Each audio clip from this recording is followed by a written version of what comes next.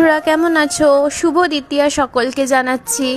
তো আজকে হচ্ছে আমি কন্টিনিউ করছি সেকেন্ড পার্টটা জগন্নাথ মন্দিরের ব্লগ। যারা যারা ফার্স্ট পার্টটা দেখেছো তারা বুঝতে পারবে, আর যারা যারা এখনো দেখে থাকোনি তারা কিন্তু দেখো অতি অবশ্যই। এই দেখো মন্দিরের ভেতরে ঢুকলাম, ঢুকে জগন্নাথ দেব, সুভদ্রা দেবী আর বলরাম দেবকে দেখতে পাচ্ছি। তাই একবার জোরে বলে ওঠো সবাই, জয় জগন্নাথ।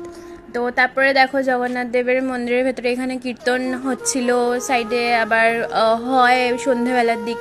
আর দেখো জগন্নাথ দেবের এখানে মন্দিরের দরজাটা সোনার পাত দেওয়া, কি সুন্দর। আর এখানে দেখতে পাচ্ছ কি সুন্দর সিলিংয়ে ছবি টবি আঁকা রয়েছে, খুব সুন্দর দেখতে লাগছিল।